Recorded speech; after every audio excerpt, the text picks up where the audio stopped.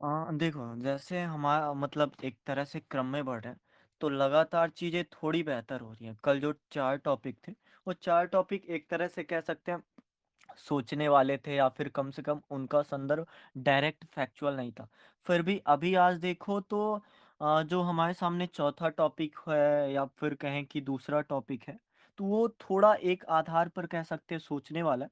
बाकी सुशासन में मीडिया की भूमिका या फिर इससे पहले जो हमने किया था लोकतंत्र में मीडिया की भूमिका, नगरीकरण का टॉपिक हो गया, ये शिक्षण वाला टॉपिक हो गया। तो ये टॉपिक सामान्य से और तीसरा टॉपिक विशेष आर्थिक क्षेत्र यानी एसईजेड। तो इसकी बातें भी एक तरह से ये 4 जो टॉपिक हैं, अपने आप में ही दिख रहे हैं सामने कि ये एक कॉन्सेप्ट है। अगर कॉन्सेप्ट आपका नॉर्मल मीडिया के रूप में जैसे आप देखते ही होंगे कि ऐसे लगातार मीडिया के बारे में पूछता है और इसकी शुरुआत हमने देखी है 2005 से ये शुरू हुआ है और अभी तक चल रहा है 2024 तक ऐसे सवाल आपके सामने आएँगे।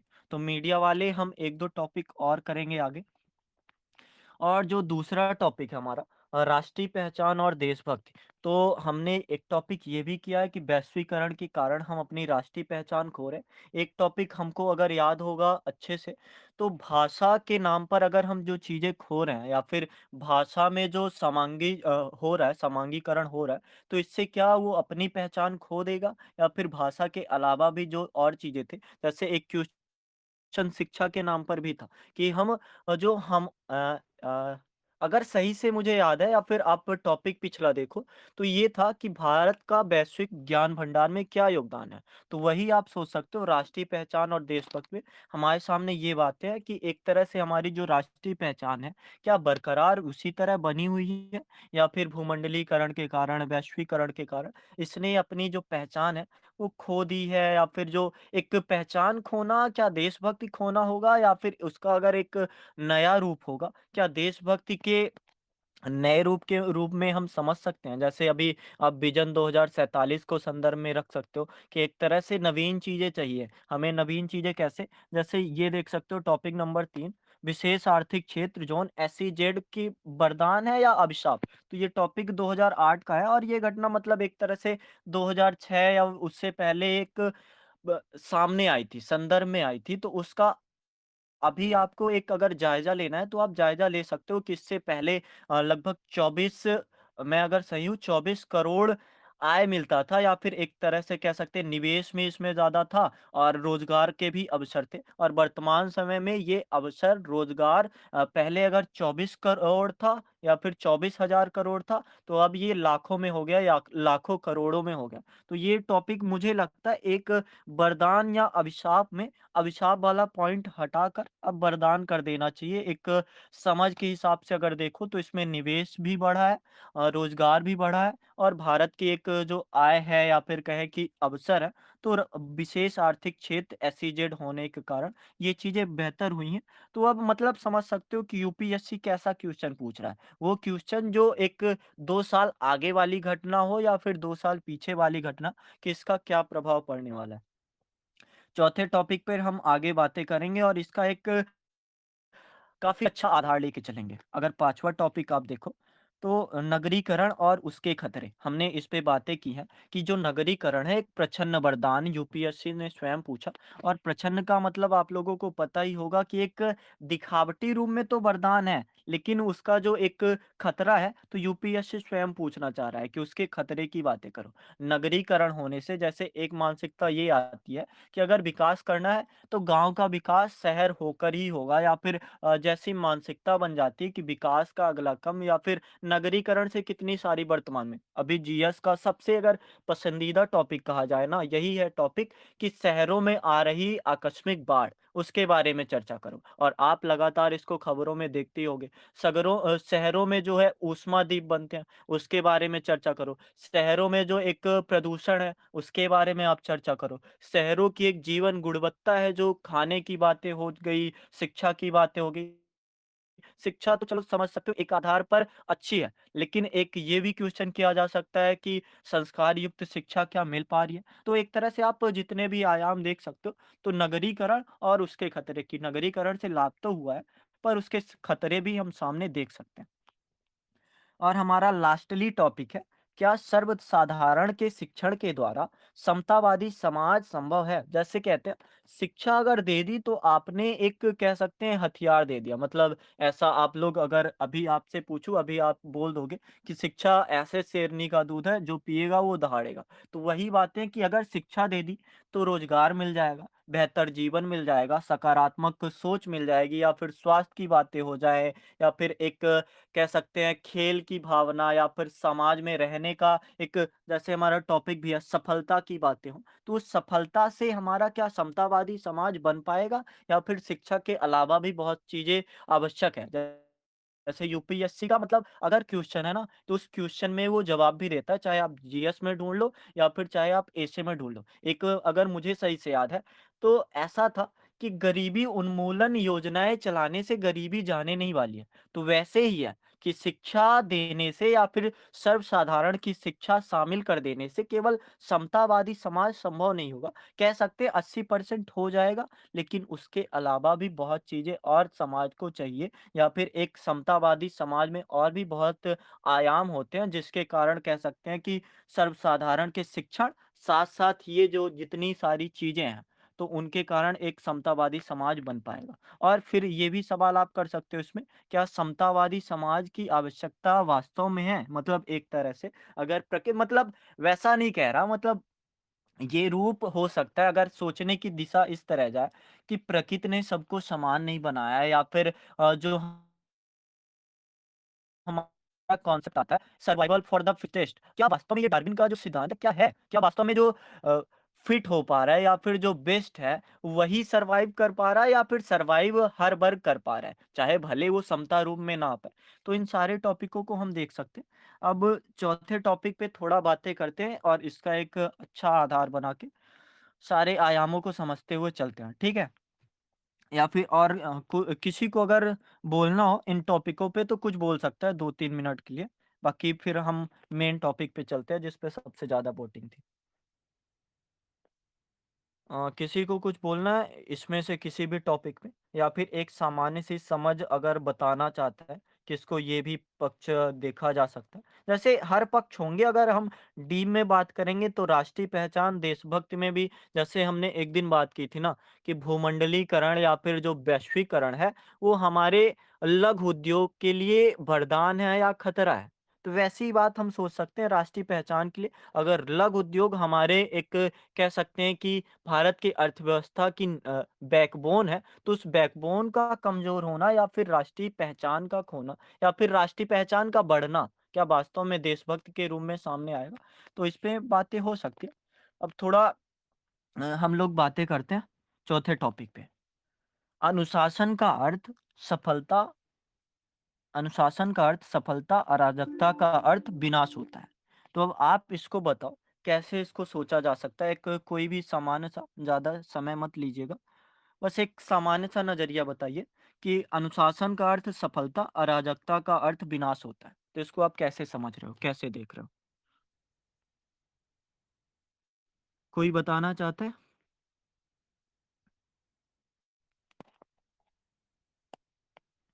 हेलो। कोई अगर बताना चाहते, मतलब एक सामान्य सा नज़रिया क्या-क्या मैं इसमें देखूँ कि जिससे एक टॉपिक, पहले तो यही होगा ना कि हमने ये टॉपिक चुना क्यों? चुना इसलिए कि शायद अनुशासन शब्द अच्छा लगा, सफलता शब्द अच्छा लगा, अराजकता और विनाश शब्द एक जाना-पहचाना लगा, तो हमने ये टॉपिक चुना। और मैं रोज़ यही कहता हूँ कि आप लोग जब टॉपिक चुनने लगोगे ना, एक तरह से यही तो करना है, 8 टॉपिक आपके सामने होंगे और 2 टॉपिक आपको चुनना है। जब चुनने की प्रक्रिया में आप किसी को प्राथमिकता दे रहे हो, तो वो चीज़ें सबसे दिमाग में पहले आनी चाहिए कि इसमें क्या-क्या बातें सोची जा सकती हैं, कैसे हम सफल होंगे, क्या केवल अनुशासन ही सफलता देता है, या फिर अनुशासन का अर्थ ही सफलता है, या फिर जिस चीज़ को हम अनुशासन समझ रहे हैं, क्या वही अनुशासन है, या फिर अनुशासन का एक नियमों में बंधा होना, एक सीमाओं में बंधा होना, क्या वही अनुशासन है, या फिर अराजकता जैसी चीज़ें क्या अनुशासन से परे हैं, या फिर इसके विपरीत, या फिर विरोधाभास में? तो जितने भी सवाल आप सोच पा रहे हो, तो वो सारे सवाल आपको टॉपिक के करीब ही ले जाएँगे। आवाज़ नहीं आ रही क्या?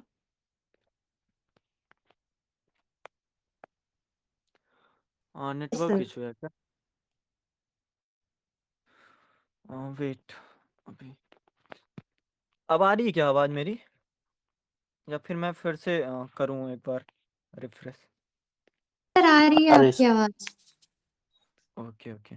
तो इसमें आप एक सामान्य-सा संदर्भ बताओ या फिर मैं थोड़े एक जो माइंड मैप होंगे, क्या-क्या चीज़ों पे बातें करनी चाहिए, तो उनके आधार पर बातें करने के लिए आपको थोड़ा-सा एक आगे बढ़ता हूँ, तो आप लोग जब सोच पाओगे तो आप लोग बताना, ठीक है?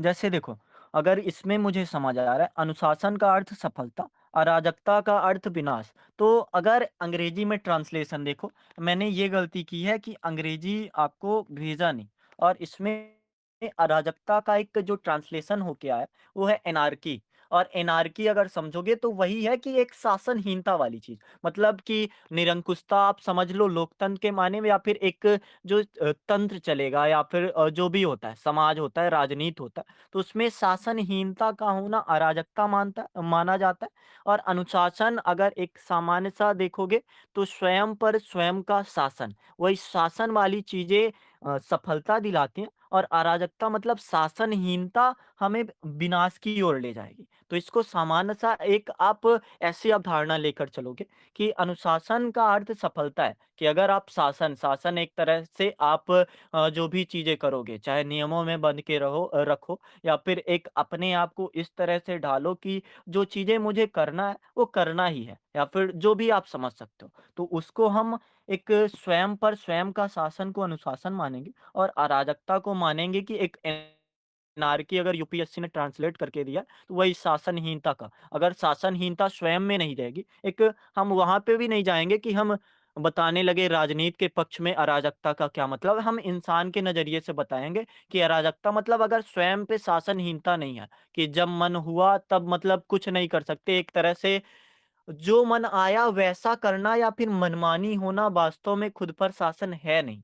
जो फिर हम सोच लेते हैं कि अगर मैं मनमानी हूँ, अगर मेरी चलती है मेरे ऊपर जो मैं करना चाहता हूँ, तो वो वास्तव में मनमानीपना है, ना कि अनुशासन है या फिर शासनहीनता का बस एक परिचय है। तो आप लोग अब अगर कुछ बताना चाहो तो बता सकते हो। अनुशासन और अराजकता दोनों शब्द विपरीत रास्ता प्रकट करते हैं, एक सफलता का और दूसरा विनाश का। हाँ, बढ़िया। पर अगर मैंने देखा है टॉपर्स का एक इंटरव्यू हो या फिर जो भी टीचर्स बताते हैं, थोड़ा आप अगर क्वेश्चन से मतलब एक जो शब्द यूज किए गए हैं, उन शब्दों से पास तो रहो, लेकिन पास भावों के आधार पर रहो, शब्दों के आधार पर नहीं, तो ज़्यादा बेहतर ऐसे माना जा सकता है। नहीं तो ऐसा भी महसूस हो सकता है ना, मैंने आपको हर दिन यही बताया कि ऐसे ऐसा नहीं महसूस होना चाहिए कि इस टॉपिक से पूरा निबंध बना है, ऐसा महसूस होना चाहिए इस निबंध से ये जो पूरा शीर्षक बना है, वो आया है। तो आप कोई दिक्कत नहीं अगर करीब हो तो बढ़िया। अनुशासन किसी भी उपलब्धि हासिल करने की बैकबोन हो सकती है, रीढ़ की हड्डी, बढ़िया।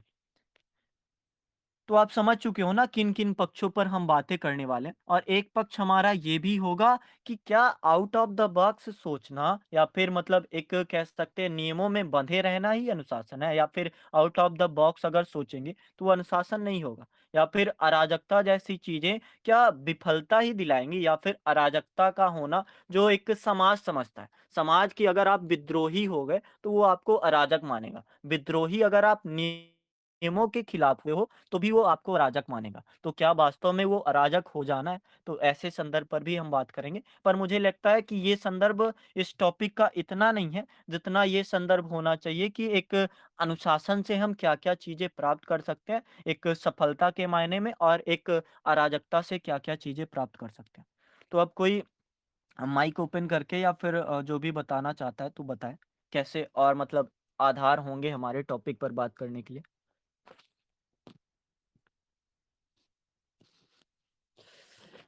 कोई बोलना चाहता है तो बोले। कोशिश करिए, अगर आप कोशिश करोगे तो काफ़ी अच्छा करोगे।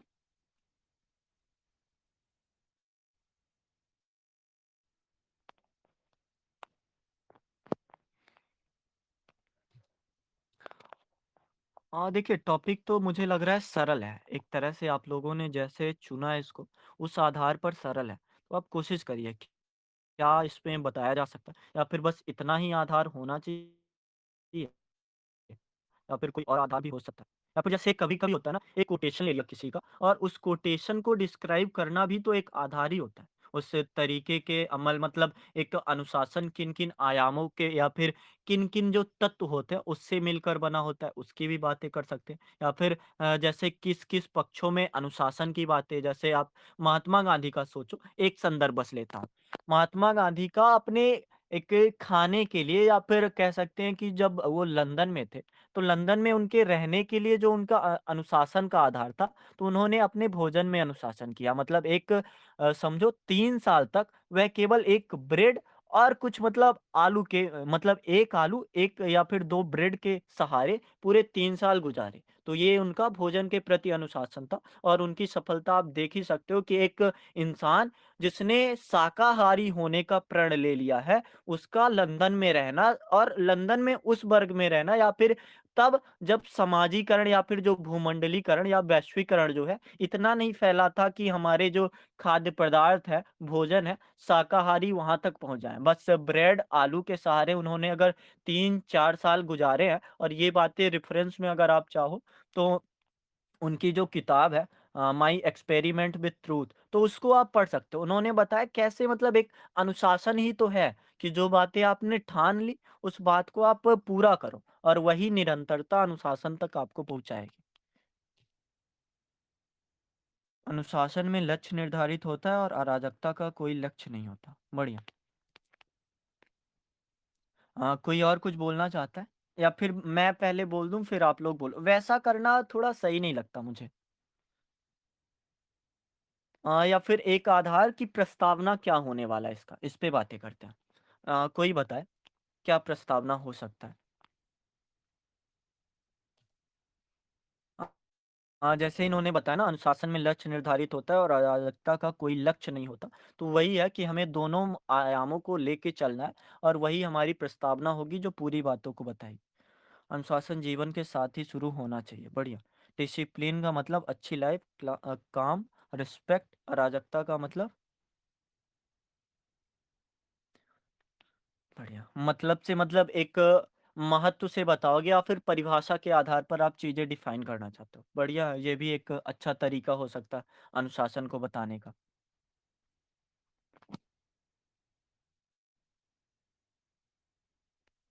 और कोई कुछ बताना चाहता है? या फिर जैसे एक चीज़ ये भी है ना, अगर यहाँ पे केवल टॉपिक होता, सफलता क्या है? तो आप ये भी बताते सफलता बस एक सीढ़ी है मतलब कह सकते हैं सफलता चरम बिंदु नहीं है, बस एक सीढ़ी है। तो आप सफलता वर्ड भी यहाँ पे देख सकते हो और बता सकते हो सफलता की हर कहानी महान असफलता की भी कहानी है। आप जितने भी एग्ज़ाम्पल देखोगे, तो सफल ऐसे नहीं हुआ जाता। अगर अनुशासन देखोगे ना, तो अनुशासन अगर आप रोज़ हारोगे, हारने का मतलब ही मेरा ये कि रोज़ आप जीत के करीब पहुँचते जाओगे, तो वही अनुशासन है कि आप लगातार समझ रहे हो कि ये चीज़ें काम कर रही हैं, थोड़ी-थोड़ी काम कर रही हैं। अभी इतना नहीं काम हो पाया, जैसे आपने बताया कामनेस, रिस्पेक्ट हो गया, एक अच्छी लाइफ़ तक जाने का तरीका हो गया। तो वैसी चीज़ें आपको बताएँगी कि कैसे सफलता की हर कहानी महान असफलता की भी कहानी है। आप इसका कोई एग्ज़ाम्पल देके बता सकते हो, एक प्रस्तावना शुरू कर सकते हो? मेरा एक क्वेश्चन है। हुँ, हुँ। Hello sir. जी, जी, कहिए। हाँ सर, जैसे कि आपने कहा कि सफलता, तो हर किसी के लिए ये वर्ड डिफरेंट डिफरेंट भी तो हो सकता है। उन्होंने किस तरह उसको डिस्क्राइब किया, वो उन पर डिपेंड करता है ना? बिल्कुल। और सफलता का अगर हम एक परिभाषा देने जाएँगे तो वो भी सही है ना, एक अपने हिसाब से जैसे देखो, किसी के लिए सफलता है मतलब एक ओलंपिक में मैं बताता हूँ, एक कहानी है कि ओलंपिक में 3 लोग गए खेलने शायद रेस था या फिर तैराक के लिए था, जो भी था, आप समझ कुछ भी आधार डाल सकते हो। 3 लोग गए ओलंपिक में रेस लगाने, तो तीनों मतलब सबसे पीछे आए। तो एक का उद्देश्य था कि मैं ओलंपिक में भाग लूँ, तो उसके लिए सफलता ही है। एक का उद्देश्य था कि मैं ओलंपिक में मेरे पहले जितने रिकॉर्ड हैं, उनसे आगे जाऊँ। तो वो भले नहीं जीता पर उसने अपने पुराने रिकॉर्ड तोड़े जैसे नीरज चोपड़ा को आप देख सकते हो। नीरज चोपड़ा इस बार ओलंपिक में सिल्वर मेडल लाए, लेकिन उनका जो पुराना रिकॉर्ड था ओलंपिक में, उन्होंने खुद तोड़ा। तो ऐसी बातें क्या हम मान लें कि ये असफलता है? मतलब और जो तीसरा था, उसका मानना था कि एक तरह से ऐसे ही जितने संदर्भ हैं, सबके लिए सफलता के जो मायने हैं, अलग-अलग हैं और ऐसे ही अगर सफलता के मायने अलग-अलग हैं, तो उनके अनुशासन का तरीका भी एक उनके आधार पर होगा। स्वयं पर स्वयं का शासन जैसे आप समझो, एक के अनुशासन का तरीका है कि मैं समाज के जितने नीति हैं, जितने नियम हैं, जितने प्रतिबंध हैं, उनके आधार पर चलूँ तो मैं समझूँगा कि मैं अनुशासित इंसान हूँ। अगर मुझे कोई मुझ पर एक सवाल नहीं करता है या फिर मुझे कोई बुरी नज़र से नहीं देखता है, तो मैं समझूँगा कि मेरे जो अनुशासन मैंने पालन किया, वो काम कर गया। और एक न सामने वाले ने सोचा कि अगर मैं समाज के नियमों का पालन करूँगा या फिर मैं आउट ऑफ द बॉक्स सोचने की कोशिश नहीं करूँगा, तो शायद मैं उनके हिसाब से अनुशासित रहूँ या फिर उनके हिसाब से शासित रहूँगा। आप समझ सकते हो, शासित होने और अनुशासित होने, दोनों चीज़ों में फ़र्क है और यही फ़र्क हमें समझाना है एक ऐसे के आधार पर कि क्या-क्या आधार रखेंगे कि एक नियमों में बँधे रखने को अनुशासन कहा जाएगा, तो क्या वास्तव में वो सफलता होगी? जैसे आप लोगों ने बहुत देखा होगा, अगर एक कुएँ का मेढक है, कुएँ का मेढक ठीक है, पानी की जैसी धार बहेगी उस धार के हिसाब से बहेगा, तो क्या वास्तव में वो एक बड़ा काम कर पाएगा? या वास्तव में उसकी सफलता वो होगी? उसके हिसाब से हो सकती है, लेकिन वैसी सफलता का आधार हम निर्माण नहीं कर पाएँगे जो दूसरा या फिर एक समाज के लिए आवश्यक हो या फिर समाज के परिप्रेक्ष्य में वो कही जा सकती है कि हाँ, एक सफल आदमी है जो भगवान को प्यारा हुआ या फिर जो भी चीज़ है। तो इसको भी आप आधार में एक समझ सकते हो। प्रस्तावना की बात करिए कि प्रस्तावना में इसका क्या होना चाहिए? एक ठीक है आधार ये हो सकता है कि सफलता के मायने अलग-अलग, तो अनुशासन के नियम कानून भी मनुष्य के हिसाब से ही होने चाहिए। ये भी बढ़िया है। एक जैसे अनुशासन या फिर अराजकता दोनों की परिभाषा बता के जैसे अब्राहम लिंकन का आप बता सकते हो कि सफलताओं की हर कहानी महान असफलता की कहानी होती है। इसमें आप देख सकते हो, वो लगातार मतलब मुझे लगता है कि वो अपने ज़िंदगी में बहुत सारे चुनाव हारे, अपने जीवन में एक तरह से कह सकते हैं कि बहुत सारी परेशानियों को झेले और उसको अगर हम कह दें 52 साल की उम्र में उन्होंने लगभग 10 या 15 चुनाव हार के, अपने जीवन में हार के या फिर लोगों से एक बुरी बातें सुन के या फिर जो भी कह सकते हो। तो क्या हम उसको असफल मान लें? या फिर क्या जो भटक गए हैं या फिर क्या जो अनुशासित सिर्फ़ अपने मायने में हुए हैं, तो क्या हम उनको असफल मान लें या फिर उनको अराजक मान लें? कि तुमने जैसे आप एक संदर्भ ये भी रख सकते हो कि जो हमारे अल्बर्ट आइंस्टाइन थे, वो बहुत विद्रोही स्वभाव के थे और यही विद्रोही स्वभाव समाज कह देता है कि ये इंसान अराजक है या फिर इसमें अनुशासन नाम की चीज़ नहीं है। विद्रोही होना, जिज्ञासु होना एक आधार ये नहीं है। यूपीएससी भी यही क्वेश्चन पूछता है, विज्ञान का सच्चा सिपाही वही है जो सवाल करता है और अगर समाज हमें कह रहा है कि सवाल पूछना अराजकता है, तो वास्तव में वो समाज अराजक है, ना कि वो इंसान या व्यक्तित्व अराजक है और आप देख सकते हो अल्बर्ट आइंस्टाइन ने मतलब 9वीं कक्षा या फिर 9 साल की उम्र में उनको स्कूल से निकाल दिया था गया था क्योंकि वो विद्रोही स्वभाव के थे। क्योंकि वो लगातार प्रश्न पूछते थे और यही आधार आप समझ सकते हो, वही उनका विद्रोही होना या फिर वही उनके एक अनुशासन का आधार है कि लगातार आप प्रश्न पूछोगे और प्रश्न पूछना ही मेरे अनुशासन का तरीका है, जिससे मैं सफल हो सकता हूँ और अल्बर्ट आइंस्टाइन को कौन नहीं जानता। ऐसे ही आप उदाहरण लेके कोई-सी भी कहानी डाल के या फिर एक सामान्य सा खुद का जो एक कहानी होगी, उसको बता के प्रस्तुत कर सकते हो कि कैसी हमारी प्रस्तावना हो सकती है, जो 2 आधारों पर हो सकती है। एक तो ये कि आप सफलता के आधार और विफलता के आधार समझा दो।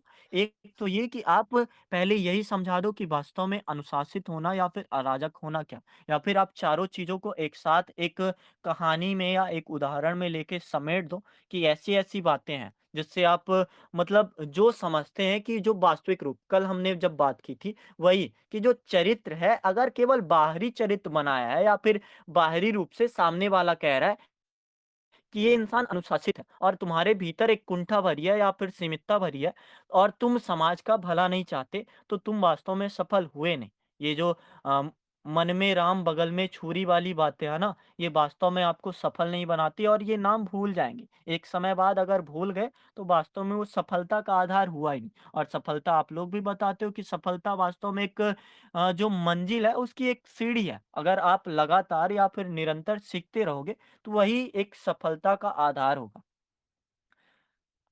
तो और कुछ आप लोग बताना चाहते हो तो बता सकते हो। इंट्रो में अराजकता के डेफिनेशन में लिखा जा सकता है, अराजकता का मतलब एक ऐसी सफलता जिससे दूसरे को हानि पहुंचे। बढ़िया। और एक ऐसी सफलता कि हम अगर सोच लें ना कि ये हमारी सफलता है, अगर वो वाली मानसिकता होगी कि दूसरों के खेत की घास हमको हरी लगती है, तो वैसी वाली बातें एक कह सकते हैं निरर्थक है। वो अपने आप में, जैसे हमने एक टॉपिक ये भी किया था, वैज्ञानिकता और आध्यात्मिकता। अगर वैज्ञानिकता सवाल करे कि आध्यात्मिकता खराब है, अगर आध्यात्मिकता सवाल करे कि वैज्ञानिकता खराब है, तो वास्तव में दोनों हैं ही नहीं। वो एक तरह से कह सकते हैं कि एक खोखली बातें या फिर उथली बातें। अनुशासन है मेहनत का आईना, यह दिखाता है हर सपना सुहाना। अराजकता है विनाश की चिंगारी, जो बुझा देती है मंजिल की रोशनी सारी। बढ़िया। थॉमस एडिशन की कहानी, हाँ आप इसको बताइए जरा, थॉमस एडिशन की कहानी। आप माइक ऑन कर सकते हो ना अपना। इसको आप कोशिश करना जोड़ के कि कैसे बताया जाए। जी जी बताइए। Hello sir. हम्म। जैसे मतलब थॉमस एडिसन थे, तो मतलब वो स्कूल में गए थे, तो मतलब वो उनका टीचर टीचर थे, उनको निकाल दिए थे। वो बोले कि मतलब उनको पागल पागल नहीं होता है, पागल घोषित कर दिए, तो उनको निकाल दिए थे। तो मतलब वो अपने माँ के पास गए, तो मतलब उनके उनकी माँ भी मतलब बोली कि कैसे, मतलब क्यों निकाल दिए गए। तो मतलब उनके माँ को मतलब जो टीचर थे उन रीजन बता दिए थे कि ये मतलब थोड़ा, तो मतलब थोड़ा हरकत उससे ज़्यादा मतलब कमजोर। पकड़े टाइप, तो ये सब मतलब बता दिए थे। तो उनकी माँ चाहती तो उनको रोक सकती थी, लेकिन उन्होंने ऐसा कहा कि मतलब ये तुम्हारे लायक, मतलब जो इसमें बच्चे हैं, तुम्हारे तुम्हारे लायक, मतलब हम्म। तुम्हारा ये बोलिए बोलिए। मुकाबला नहीं कर, मतलब जो बच्चे हैं ये तुम्हारा मुकाबला नहीं कर सकते हैं। तो ऐसे मतलब उसको श्रेय देकर उनको आगे बढ़ाया, और घर ही पे पढ़ाया। तो सर इसको बढ़िया। आप और सर सर इसमें और जोड़ सकते हैं कि सर इससे पूरे विश्व को प्रकाश की लाइट की तरह उजाला किया।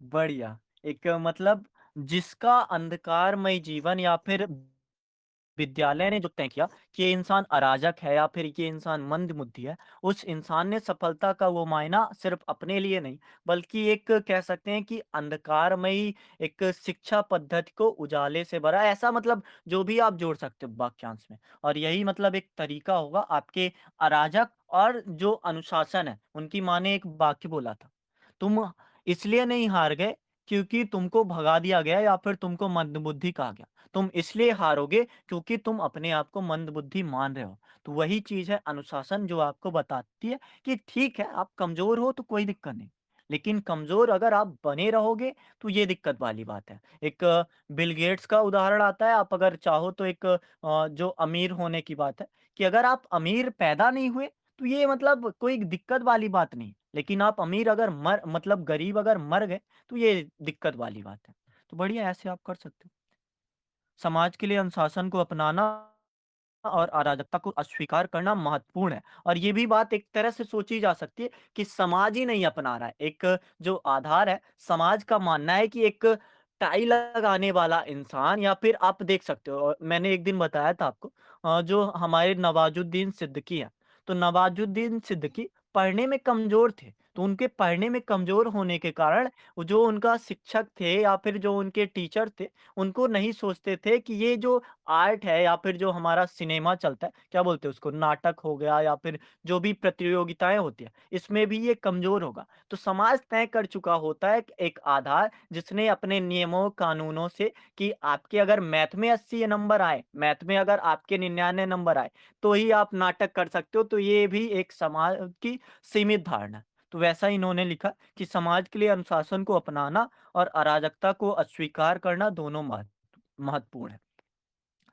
अनुशासन से जुड़ा अनुशासन से जो जुड़ा रहा वही रोशनी का दूत बना। अराजकता ने जिसे घेरा वह अंधेरों में खो गया। एडिसन ने मेहनत की मिसाल पेश की, अनुशासन से दुनिया को नई सोच दी। बढ़िया।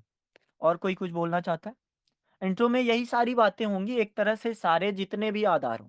एक ऐसी सॉलिड कहानी जो बातों को पूरी तरीके से समझा दे। जैसे समझो, अगर सफलता को आपको डिफाइन कर देना है ना एक तरह से कि कैसे समझो सफलता भी होगी यहाँ पे, अराजकता भी होगी, अनुशासन भी होगा या फिर जो भी चीज़ें मैं कोशिश करता हूँ एक कहानी से बताने की, जो शायद कह सकते हैं गलत भी हो सकती है, सही भी हो सकती है, पर आप आधार समझना। जब एक बार सुकरात से किसी एक युवक ने सफलता का रहस्य पूछा, तो सुकरात ने कहा, "आप सुबह-सुबह नदी किनारे आना।" तो जब सुकरात ने उनको नदी किनारे बुलाया, तो वो इंसान नदी किनारे गए और जब पानी एकदम सर के पास पहुँच गया, तो सुकरात उनका सर पकड़कर नीचे डुबो दिया। और जब पता चला कि मतलब एक तरह से वो इंसान छटपटाने लगा और जैसे ही वो 1 सेकंड पाता या फिर 2 सेकंड पाता, तो पूरी तरीके से जैसे इंसान होता नहीं कि अगर पानी में अगर आप डुबो दो, तो जैसे ही ऊपर आएगा तो पूरी साँस लेने की कोशिश करेगा। और सुकरात थे ही मतलब अपने आप में हिष्ट-पुष्ट कि उनको मतलब एक तरह से दूर कर देना वैसा आसान बात नहीं थी। तो आप देख सकते हो कि उनसे जब पूछा युवक ने, तो सुकरात ने बताया कि तुम्हें सफलता का रहस्य अगर जानना है ना, तो तुम ये समझो कि जब तुम पानी में डूबे थे और तुम्हें एक हवा की आवश्यकता थी या फिर ऑक्सीजन की आवश्यकता थी और जब तुम उसे प्राप्त करने के लिए गए ना, तो वही है कि जैसे कि पानी के अंदर हवा के लिए हो रही तुम्हारी इच्छा है, तो वही तुम्हें सफलता तक मिलाएगी। अगर ऐसी इच्छा आपकी बन गई कि हमें हवा नहीं आ रही या फिर हम कर नहीं पाएँगे या फिर नहीं करेंगे तो हमारा जीवन समाप्त हो जाएगा। और ये आधार अगर समझ गए तो सफलता के आधार को हम आसानी से समझ जाएँगे। और अगर एक अराजक इंसान होता कि अब हम नहीं कर सकते, कुछ नहीं हो सकता, तो इंसान एक तरह से कह सकते हैं अपने जीवन को समाप्त कर देता या फिर उसके दिमाग की स्वयं पर स्वयं का शासन ना होता, तो समझ चुका होता कि जो सुकरात है वो अपने आप में मजबूत है, मेरा जीवन अब निरर्थक है, मैं कुछ कर नहीं सकता। आप हेलन केलर की कहानी समझ सकते हो, आप बहुत सारी ऐसी कहानियाँ हैं जिसने अगर हार मानी होती तो आज हम उनके रूप को नहीं देख पाते। तो ऐसी चीज़ें अनुशासन हमें यही सिखाती है। अब अनुशासन के तत्वों की बात कर लेते हैं कि अनुशासन के तत्व क्या-क्या होते हैं। और किसी को अगर बताना हो कि क्या मतलब इंट्रो में होना चाहिए और इंट्रो का आधार मैं इसीलिए थोड़ा ज़्यादा बातें करना चाहता हूँ इंट्रो में कि इंट्रो की अगर एक आधार विस्तृत बनी कि जो भी बातें हैं, मैंने ये बातें भी नहीं कही कि जो अनुशासन है कि एक समाज के नियम या फिर समाज के जो दायरे हैं उसी को अनुशासन कहना या फिर अराजकता सवाल पूछना वास्तव में अराजकता है नहीं। तो एक जो विस्तृत आधार है उसकी बातें भी आप करो, एक जो सफलता का मायना या फिर विफलता का मायना होना चाहिए, उसकी भी बातें कर सकते हो। असफलता वास्तव में कुछ है नहीं, असफलता बस यही है कि आपको पता चल जाता है कि एक सफलता प्राप्त करने के लिए कौन-सा मार्ग अब नहीं होगा। जैसे शायद एल्वा एडिशन का ही यही आता है कि मैंने अगर 1000 तरीकों से बल्ब को प्रयोग किया है, तो मैं 1000 बार असफल नहीं हुआ हूँ। मैं 1000 बार जान चुका हूँ कि ये तरीके बल्ब बनाने के लिए उपयोगी नहीं हैं। तो वही है, जो हमारा नज़रिया है, वही बताएगा हमारे ऐसे का आधार क्या होगा और ज़्यादा बातें जो मतलब जिस पक्ष में आप समझो, हमारे आधार सबके विचार अलग-अलग होंगे, जो लोग हैं, सब अलग-अलग लिखते हैं। तो उनके विचारों में जो चीज़ें ज़्यादा होंगी, परीक्षक वही समझेगा कि आपके विचार इस बात को ज़्यादा महत्व रखते हैं। इसीलिए मैं चाहता हूँ इंट्रोडक्शन की बातें अगर ज़्यादा हो जाए, फिर मेन पार्ट में है ही क्या? बस आयामों पर चर्चा कर लेना। तो अब मेन पार्ट में आते हैं और अनुशासन के तत्व और अराजकता के प्रभाव की बातें थोड़ी करते हैं। तो कोई कुछ बताना चाहेगा इसमें? जैसे मैंने गांधी जी का बताया था एक संतुलित भोजन लेने या फिर जो उनका दिमाग में बस इतना था कि मुझे लंदन में जीवन बिताना है। तो उस लंदन में जीवन बता बिताने के लिए अगर उन्हें 1 आलू और 2 ब्रेड के सहारे पूरे 3 साल, 4 साल जितने भी बिताने थे, तो उसके प्रति अगर उनका अनुशासन था, तो वो एक अच्छी बात है। ये इसको आप भोजन के संदर्भ में आप रख सकते हो। एक कार्य के क्षेत्र में अनुशासन सबसे बड़ी प्राथमिकता होती है। जैसे जीएस 4 में आप क्वेश्चन देखो, क्या पूछता है कि एक सिविल सर्विस या फिर एक सिविल सेवक के मन में या फिर एक सिविल सेवक की अभिवृत्ति में अनुशासन का होना कितना अनिवार्य है। तो उस चीज़ को आप सोच सकते हो किसी भी संदर्भ को आप अब इसको डिस्क्राइब करने का प्रयास करिए कि कितने आधार इसके होने चाहिए। एक झील में पानी सीमाओं में बंधा होता है, उसकी सीमाएँ उसे सुंदर और उपयोगी बनाती हैं, जबकि बाढ़ सीमाओं को तोड़ देती है और तबाही मचा देती है। अनुशासन झील की तरह है, जो ऊर्जा को नियंत्रित और रचनात्मक बनाता है। अराजकता बाढ़ की तरह है, जो ऊर्जा को विनाशकारी बना देती है। बढ़िया। सफलता का अंत नहीं होता और सफलता घातक नहीं होती। सफलता मिले या असफलता जीवन में आगे बढ़ने के लिए हिम्मत मायने रखते हैं। बढ़िया। और मैं मतलब अगर खुद का एक नज़रिया बताऊँ ना, तो अगर मुझे असफलता वर्ड यूज़ करना होगा ना, तो मैं बार-बार कोशिश करूँगा कि असफलता मतलब सफलता के करीब एक और चला गया एक और कदम। आप समझ सकते हो कि जो परीक्षक है वो हमारे ऐसे ही नज़रिए को समझना चाहता है कि हमारा जो वास्तव में नज़रिया है, क्या है? असफलता को अगर हम पहले इंट्रो में हमने कह दिया कि असफलता नाम की कोई चीज़ नहीं होती और फिर बार-बार असफलता वर्ड का यूज़ कर रहे हैं और उसको मतलब एक तरह से यूज़ करना ज़रूरी है, लेकिन यूज़ करते हुए कहीं पे भी अगर डिस्क्राइब नहीं किया, तो बस वो बनावटी बातें लगेंगी और हमें वही करना है कि हमारी बातें अगर शुरू में वैसी हों, तो बाद में भी उसका आधार वैसा ही होना चाहिए। और कोई कुछ बताना चाहता है?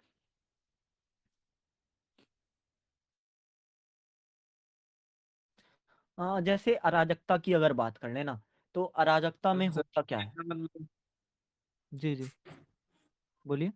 सर सफलता और अराजकता एक हो सकती है। सफलता और अराजकता एक हो सकती मतलब ये नहीं, सफलता अराजकता से क्या सफलता मिल सकती है, ऐसा आप पूछना चाहते हो क्या? जी सर जी। देखिए समाज चीज को अगर अराजकता मानता है तो कह सकते हैं कि समाज के मानने से नहीं होगा अगर आप उस चीज को अराजकता नहीं अनुशासन मानते हो जैसे अगर सवाल का पूछना या फिर विद्रोही होना समाज मान रहा है अराजकता है तो अराजकता से सफलता मिली है अब अल्बर्ट आइंस्टाइन का जैसा मैंने अभी उदाहरण दिया ही लेकिन अराजकता वास्तव में वो कि आप स्वयं पर शासन नहीं कर रहे आपका अहंकार है या फिर आपकी आत्ममुग्धता है कि हम हैं उससे आगे कोई है ही नहीं। जैसे मैं हूँ ना वाला कॉन्सेप्ट, मैं हूँ ना वास्तव में एक बढ़िया कॉन्सेप्ट है कि अपने आप में आत्मविश्वास रखना। लेकिन आत्मविश्वास से ऊपर जाना अराजकता में यही तो होता है निरंकुशता कि आप अपने आप को ही या फिर अपने मुँह ही मियाँ मिट्ठू बनना। ऐसी वाली जो बातें होंगी वास्तव में ये अराजकता कही जाएँगी। और अराजकता का अगर सही आधार पर देखेंगे तो ये सफलता तक हमें पहुँचा ही नहीं सकती और कह सकते हैं कि जैसे होता है ना अधजल गगरी छलकत जाए या फिर अधूरा ज्ञान विष के समान होता है। तो अधूरा ज्ञान ही है। अराजकता हमें यहाँ तक पहुँचा देगी कि अधूरा ज्ञान आपको मिल जाएगा और वो विष के समान जैसे आप राघव चेतन का सोच लो या फिर अभिमन्यु का एक तरह से कह सकते हैं सफलता है। फिर भी आप उस संदर्भ में जाओ थोड़ा मतलब अभिमन्यु का उदाहरण यहाँ पे प्रासंगिक नहीं है। फिर भी आप समझ सकते हो कि एक अधूरा ज्ञान उनके लिए घातक बना। और वही चीज़ें कही जा सकती हैं कि अराजक होना वास्तव में विफलता के करीब ही पहुँचाएगा। सफलता तो दे नहीं सकता, भले आप कह सकते हो कि मैं हारा तो क्या हुआ वाली बातें, ऐसी कहना अलग बात है। लेकिन उसके बाद आपका एक डिमोटिवेट हो जाना या फिर आत्महत्या तक चले जाना वास्तव में अराजकता ही दिखाएगा। या फिर कहें कि आपका खुद में शासनहीनता की स्थिति को ही दिखाएगा। तो मुझे लगता है कि अराजकता जो वास्तव में सही मतलब होना चाहिए, उससे सफलता के करीब हम पहुँच नहीं सकते। जब अनुशासन और स्वतंत्रता में संतुलन नहीं होता तो अराजकता उत्पन्न होती है। बढ़िया। और यही पॉइंटर ना हमारे काम आने वाले हैं। एक तरह से समझो ये पॉइंटर नहीं है, ये अपने आप में एक पैराग्राफ है और इस पैराग्राफ के आधार को आप समझोगे कि कैसे बनाना है, कैसे चीज़ों को डिफाइन करना है। अब बताओ अच्छा एक क्वेश्चन सामान्य सा, अब जितना इसमें आप सोच पाओ बताना। अभी हम बात करते हैं अराजकता की। अराजकता से क्या-क्या हो सकता है या फिर अराजकता में कौन-कौन से तत्व शामिल होते हैं?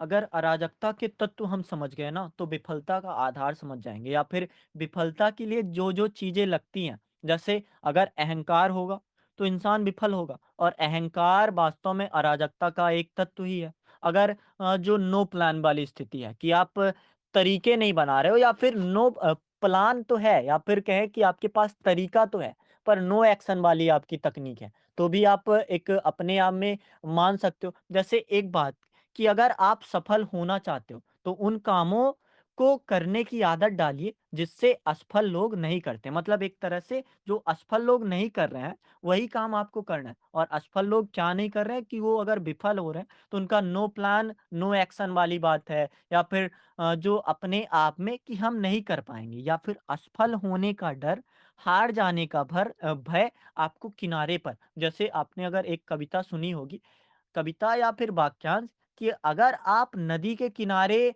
खड़े रहे तो वास्तव में आप तैरना नहीं सीख पाओगे और वही कि एक डूब जाने का भय आपको जीवन भर तैरने के लिए सामर्थ्य नहीं बना पाएगा। तो ये आधार भी आप सोच सकते हो। और कोई आधार आप बताना चाहते हो? मतलबी होना, तो ये एक बहुत ही बढ़िया है कि मतलबी इंसान कौन-सा हो सकता है? जो अपने आप में शासनहीनता तो है, लेकिन सामने वाले को बता रहा है कि तुम हमसे आगे हो ही नहीं या फिर जो खुद की आत्ममुग्धता वाली बात होती है घमंडी होना, नियमों का अभाव होना, अत्याचारी होना, अन्यायी होना, बढ़िया, अच्छे-अच्छे पॉइंट हैं और यही पॉइंट दिखाते हैं कि अराजकता से कैसे विफलता मिलती है। आप अगर अन्यायी होगे, तो आपको सफलता किन मायनों में मिलेगी? अब बताओ, आप थोड़ा सोच सकते हैं, करंट पे जाते हैं जो हमारे नॉर्थ कोरिया के हैं कौन? राष्ट्रपति हैं नॉर्थ कोरिया के, वो अन्यायी हैं एक आधार पे। उनको चलो कह सकते हैं कि समाज में जो बाढ़ से लोगों की मौत हो गई तो 30 उन्होंने मंत्रियों को मार दिया। एक आधार में ये किस तरह का एक न्याय व्यवस्था हुई या आपने कैसे सुधार दिया? या फिर अगर आप सुधार भी कर लो, तो किस तरह से आपको वो समाज में सफलता दिलाएगा? आप ये बताओ आपका मतलब एक सामान्य-सा नज़रिया मैं देखना चाहता हूँ। आप कभी किम जोंग को सफल इंसान मानोगे? उन्होंने भले टेक्नोलॉजी के एक स्तर पर एक ऊँचाइयाँ प्राप्त की हैं या फिर जो भी स्तर है, उन्होंने भले बेहतर काम किया हो, लेकिन फिर भी वो सफल इंसान नहीं माने जाएँगे। जैसे आप औरंगज़ेब का नाम ले लो, भले उन्होंने बहुत महान काम किया है, लेकिन हम मानते तो उन्हें क्रूर शासक ही हैं। तो क्रूर शासक का होना बस यही है कि एक अन्यायी होना, मतलबी होना, घमंडी होना या फिर निरंकुशता होना। बढ़िया। और कोई पॉइंट कोई सोच पा रहे हो? तानाशाही होना। बढ़िया। जब व्यक्ति या समाज के पास स्पष्ट उद्देश्य, नियम या दिशा नहीं होती, तो वह भ्रमित हो जाता है, जिससे अराजकता जन्म लेती है। बढ़िया। और अराजकता वही एक लैक ऑफ फोकस है। इंसान अगर सफल होना चाहता है, तो उसको फोकस करना पड़ेगा और अराजक इंसान या फिर खुद से अगर जिसका शासनहीन है, तो लैक ऑफ फोकस होगा और लैक ऑफ फोकस होना ना तो कभी अर्जुन को सफलता दिला पाता, ना तो कभी मछली की आँख हो या फिर चिड़िया की आँख हो, ना कभी उसको भेद पाता। नेतृत्व की विफलता अराजकता का एक और बड़ा तत्व है। यदि नेतृत्व कमजोर, अनिर्णायक या भ्रष्ट होता है, तो समाज में अव्यवस्था फैल जाती है। बढ़िया। अब इसको थोड़ा आप राजनीति के परिप्रेक्ष्य पर भी देख सकते हो। एक जो अराजकता की रियल मीनिंग आती है, एक निरंकुश सरकार का होना। वही चीज़ें दिखाते हैं कि एक अराजक सरकार बन रही है और अराजक सरकार आज तक पूरे मतलब इतिहास है कि कभी सफल नहीं हो पाई है। उसके सफल होने का मायना हो सकता है, जैसे मैंने एक ज़रथुस्त्र का उदाहरण बताया था आपको, कि हो सकता है उसके नज़रिए से कि मैंने अपने धर्म को फैला दिया, लेकिन वो धर्म अगर अभी वर्तमान समय में नहीं बचा है, तो उसका यही मतलब है कि वो इंसान नेतृत्वहीन था या फिर समाज में अव्यवस्था ही फैला रहा था। भले उसको समझ आए कि मैंने सफलता हासिल कर ली या फिर अपने मुँह ही मियाँ मिट्ठू बन रहा था। फ्रांसीसी क्रांति का उदाहरण ले सकते हैं, बढ़िया।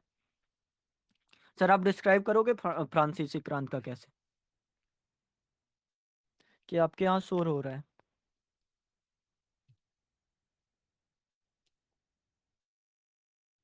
किसी स्थायी सत्ता के अभाव में मनमाना आचरण करते हैं, यही अराजकता को विस्तृत कर रहे हैं।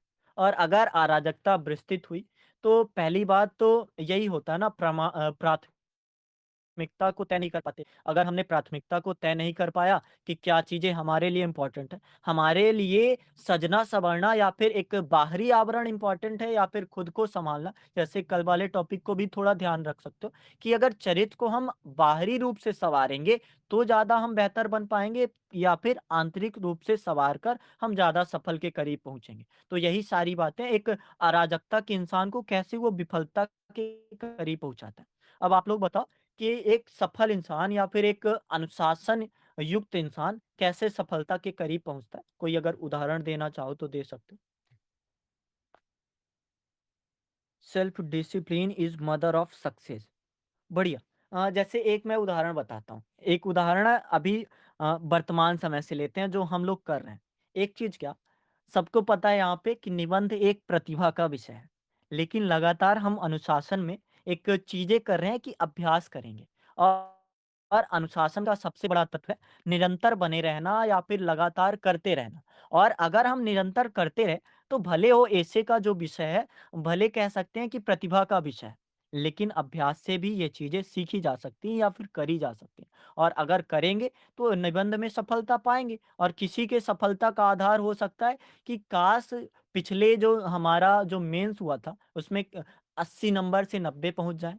काश जो हमारा ऐसे था, चलो नंबर के आधार पर अच्छा ना हो, लेकिन विचारों के आधार पर बेहतर हो जाए। एक का ये विचार हो सकता है, एक का विचार हो सकता है कि 160 नंबर तक आ जाए। तो वही चीज़ें हैं। अनुशासन में सफलता का आधार सबका अलग-अलग हो सकता है, लेकिन करने का जो तरीका होगा, अपने-अपने स्तर पर अगर होगा, तो वो सफलता दिलाएगी। साम्राज्यवादी भावना, इसको आप डिस्क्राइब करोगे कैसे? करिए ज़रा। हिस्ट्री मेरा थोड़ा कमज़ोर है।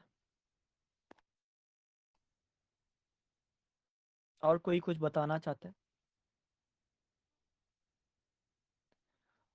माइकल जॉर्डन को आपको पता है माइकल जॉर्डन कौन है? बास्केटबॉल के बड़े खिलाड़ी या फिर कहें कि एक बहुत ही बड़े एथलीट हैं। और माइकल जॉर्डन एक जब उनका इंटरव्यू मैं एक दिन देख रहा था, ऐसा कुछ था कि उन्होंने बताया, मैं 9000 गोल चूक गया, मतलब जो होता है ना बास्केट में डालते हैं, मैं 9000 बार वो चूक गया। इससे 21 बार जब मुझे मतलब चुना गया, वैसा होता है ना जब फाउल होता है या फिर मौका मिलता है कि आप उसको पोस्ट में डालो, तो 21 बार वो उन्होंने वो चूका। बहुत सारे मतलब एक तरह से उन्होंने हार में अपनी बहुत सारी चीज़ों को देखा। लेकिन माइकल जॉर्डन वर्तमान समय में अगर सफल है, तो वही चीज़ है कि लगातार आप जैसे सचिन तेंदुलकर का उदाहरण ले सकते हो। सचिन तेंदुलकर लगातार इतना काम किया या फिर निरंतर खेलते रहे, तो वो उनकी एक तरह से सफलता है। अगर भले उनका रिकॉर्ड हो कि सबसे ज़्यादा 0 पर आउट होना, मतलब एक तरह से आप ये नहीं कह रहा हूँ कि 0 पर आउट हुए हैं, लेकिन कुछ भी आप आधार समझ सकते हो कि एक तरह से उनकी सफलता का जो आधार था वो अनुशासन के द्वारा ही तय किया गया था। चाहे खेल का क्षेत्र हो, चाहे शिक्षा का क्षेत्र हो, चाहे भोजन का क्षेत्र हो या फिर स्वास्थ्य का क्षेत्र हो या फिर संबंधों का क्षेत्र हो। संबंधों के क्षेत्र में भी कल जैसे मैंने बात की थी, टॉक लेस से मोर, कि बोलो कम लेकिन बोलो ज़्यादा। एक उस आधार पर या फिर जैसे आपने ये कहावत सुनी होगी कि जो इंसान कम खाता है वो ज़्यादा खाता है, जो इंसान ज़्यादा खाता है, वो कम खाता है। मतलब एक आधार समझ सकते हो कि संतुलित आहार का होना या फिर जो भी चीज़ें, वो अनुशासन वाली बातें ही हैं। अब छोटे-छोटे जैसे मदद वाली बात, मदद इंसान वही कर सकता है जो अपने आप में अनुशासन युक्त है। सलाह या फिर शब्दों में अनुशासन की बात हो, और ये जितने भी आधार और भी हो सकते हैं, आप लोग जैसे अभी बताओगे, उन सारे आधारों से जीवन में अनुशासन बनता है या फिर आपके कार्यों में अनुशासन बनता है। और आपके कार्यों में जब अनुशासन का एक कह सकते हैं ग्रिड बनेगा या फिर एक श्रृंखला बनेगी, तो उससे आप सफल होगे।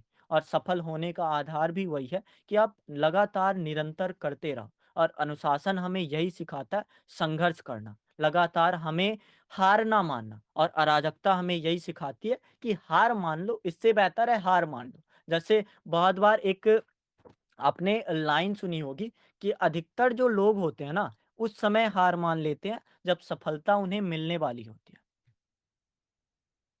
तो ऐसी चीज़ें हमारे सामने हैं कि सफलता हमें अगर मिलने जैसे मैंने आपको एक कहानी पिछले आप अगर सुनोगे ऐसे ना, तो वो सारी बातें आपको समझ आएगी। क्या लिखा? सर मेरा मानना है कि सफलता की कोई परिभाषा नहीं होती। जी, इस पे हम लोगों ने बातें कर ली है। अनुशासन का एक हिस्सा हो सकता है सफलता बढ़िया आपने जैसे अभी किसी ने बताया था, सफलता की अगर परिभाषा हो गई, तो वास्तव में सफलता है ही नहीं। और सफलता यही है कि हर कहानी महान असफलता की भी कहानी, हर जो एक सफलता है महान असफलता जैसे ट्रॉय ट्यूब आपने सुना है? जो ट्रॉय ट्यूब होता है, जो शायद ली डी फॉरेस्ट थे, ली डी फॉरेस्ट ने कहा कि मैं एक ऐसा यंत्र बनाऊँगा, आप मेरे जो एक मेरी कंपनी है, इस पे आप अपने शेयर डालो और मैं एक ऐसा यंत्र बना रहा हूँ, जिससे आप अंटार्कटिका के भी पार सुन सकते हो। लोगों ने उन्हें बेकार समझ लिया, लोगों ने उनके प्रति विद्रोह कर दिया। लेकिन ये चीज़ें उनको मतलब नहीं, ठीक है, आप अगर हमें एक वैसी वाली बात ना कि पहले आपकी जो बातें हैं, उसको नकारा जाएगा कि ये बातें सफलता है ही नहीं। फिर धीरे-धीरे उन बातों को वो सामने वाला भी अपनाने लगेगा और जीतने वाले कोई अलग काम नहीं करते। वो वही काम अलग ढंग से करते हैं। ये शायद जो बेस्ट बुक सेलर है शिव खेड़ा, इनकी लाइन है, बुक की मेन लाइन। तो यही आप समझ जैसे राइट ब्रदर की आप सोच सकते हो। कल या परसों किसी ने एग्ज़ाम्पल दिया था राइट ब्रदर्स का, उनका सोच सकते हो लोगों ने उन्हें बेवकूफ़ माना। लेकिन उन्होंने हार मानना नहीं छोड़ा या फिर कहें उन्होंने लगातार प्रयास करना नहीं छोड़ा। वॉल्ट डिज़नी की बातें या फिर गोल्डन सैंडर की बातें, जितने भी हैं और मैंने एक दिन आप लोग या फिर जो भी हो, किसी का वो देखा था जो लगाते हैं ना बायो में, इट्स मी वर्सेस मी। तो सफलता का आधार वही है कि अपने आप से लगातार बेहतर होते जाना। इट्स मी वर्सेस मी रहेगा, दूसरों के विरोध की बातें आप नहीं करोगे, तो वही सफलता का आधार। सफलता का आधार ये नहीं कि आप दूसरों से जीत जाओ, सफलता का आधार ये कि आप अपने आप में बेहतर होते चले जाओ। अराजकता सफलता को पीछे खींचता है, बढ़िया, ये भी अच्छा पॉइंट है।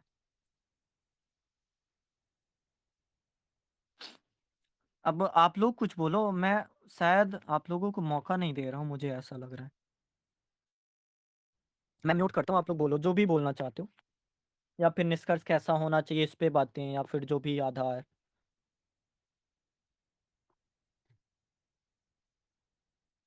क्योंकि अगर बोलोगे नहीं ना तो वही बिखरा-बिखरा रूप रहेगा कि मैं पहले इस बात को कर रहा हूँ, फिर मेरे दिमाग में जो बातें आ रही हैं उन बातों को कर रहा हूँ। एक वो तो बना के नहीं आया मैं स्ट्रक्चर, अगर स्ट्रक्चर बनाया होता तो ज़्यादा बेहतर तरीके से होता एक सीमित संकुचित। लेकिन अगर हम निबंध को भी मैं नहीं चाहता जैसे सर ने बोला सुझाव दिया था कि आप बना के आया करो प्रश्न, लेकिन प्रश्न फिर भी अगर मैं ही दे दूँगा तो भी एक दिक्कत वाली बात ही है, थोड़ी बातें सीमित हो ही जाएँगी। तो आप प्रश्न भी बताओ उस पे उत्तर भी दो, तब हमारा जो निबंध होगा वास्तव में बंधा हुआ नहीं होगा। और जितनी बातें मैंने बताई बस वही है कि दिमाग में जो भी आता जा रहा है, तो वही बातें सामने आ रही हैं।